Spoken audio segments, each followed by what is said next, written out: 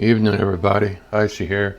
Haven't been around. I had C-spine surgery, so today's the first chance I've been able to talk and get home. So nice to see you all again. A couple of quick points. Vice President Harris was in Douglas, Arizona tonight, and she was giving her little speech about how she's going to secure the border and bring about change for the immigrants that are currently here in this country. So my question would be, where have you been for the last 4 years? 3.5, whatever.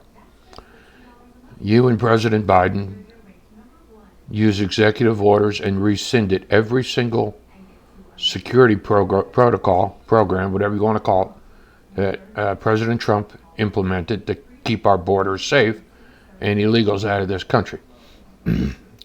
Last count, you have over 100,000 rapists that are now walking on the street thanks to Harris' policy and Biden's policy.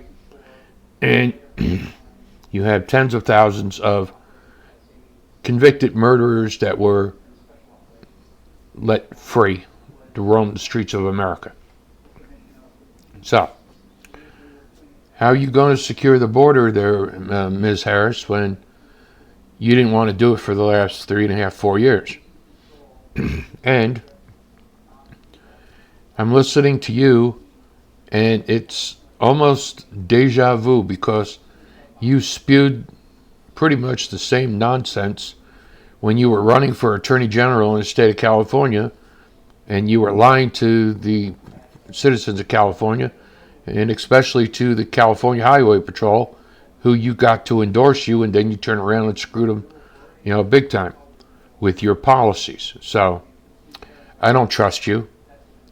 I'm all the way over here in New York, and you're currently in Arizona, and the crap coming out of your mouth is so deep my eyes are turning brown. So we got that going on. Now, we have Vice President Nance getting ready to have his little debate with Tampon Tim Waltz, and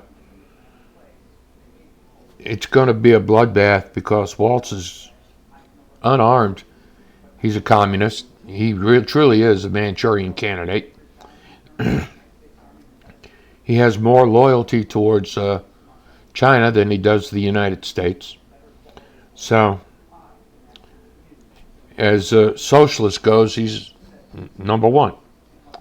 Communist, socialist, they're all the same thing. Two sides of the same coin. So, I don't care about what Waltz has to say. Now, Zelensky met with Donald Trump, and Trump said that we need to end the war with Putin and Russia. I'm just curious how he's going to do it. Oh, by the way, promo, Mango Pepsi. Can't go wrong with that. So, will he put Putin back in his place like he did when he was in office? Remains to be seen, but you have to put him back in office in order to do it.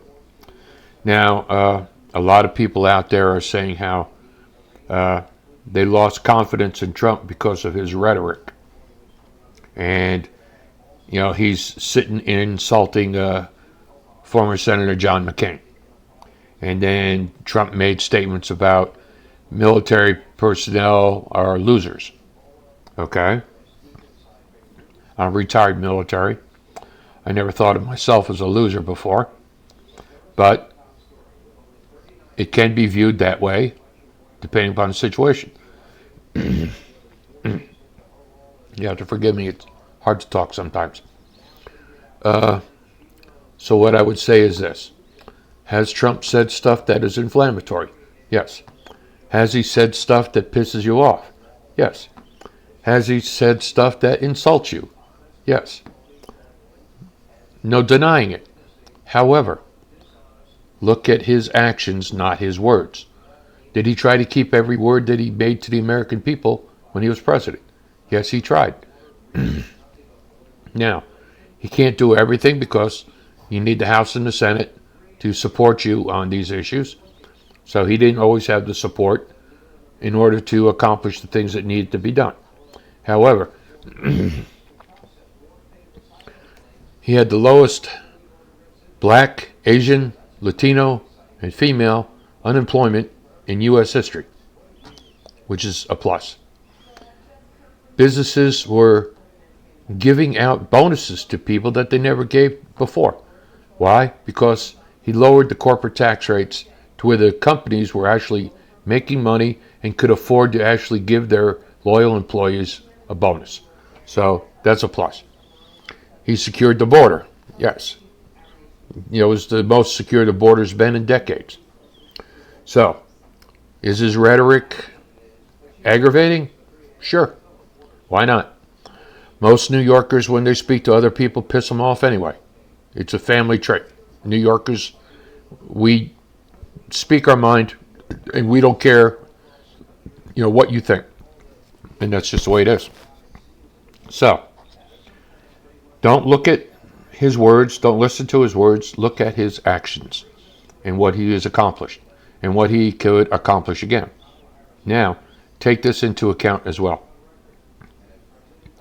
2 assassination attempts, technically 3, but the third one was they caught the guy at his house before he could even move to get near Trump. So we go 2.5, okay, whatever.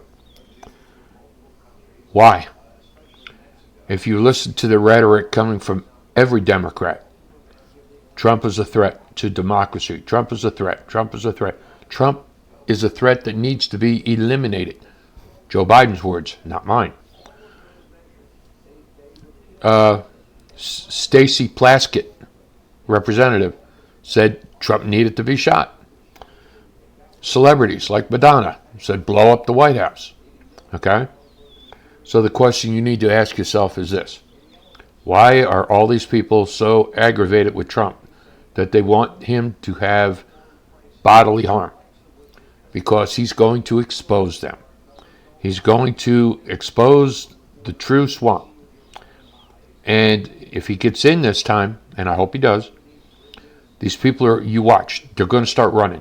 They're going to start fleeing this country because the people that have been committing crimes under the guise of following the law are going to be exposed.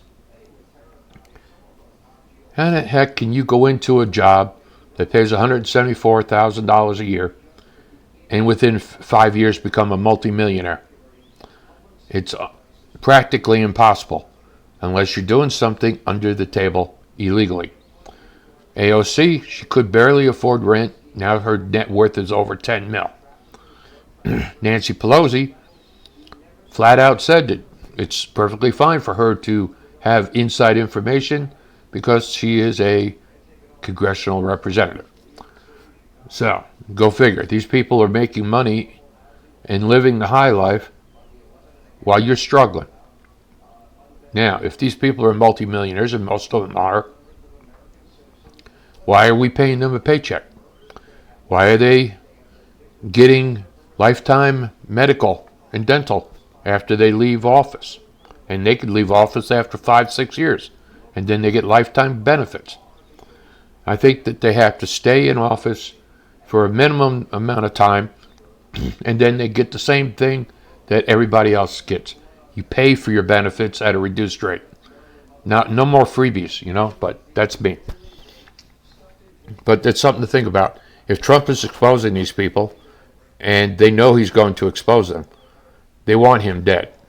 Think about it. If you use the term needs to be eliminated, military terms means you destroy the target. So it's time for you people to wake up and start actually seeing what's going on and listening to the rhetoric. I don't hear Republicans saying that they want to kill or eliminate Harris or Biden.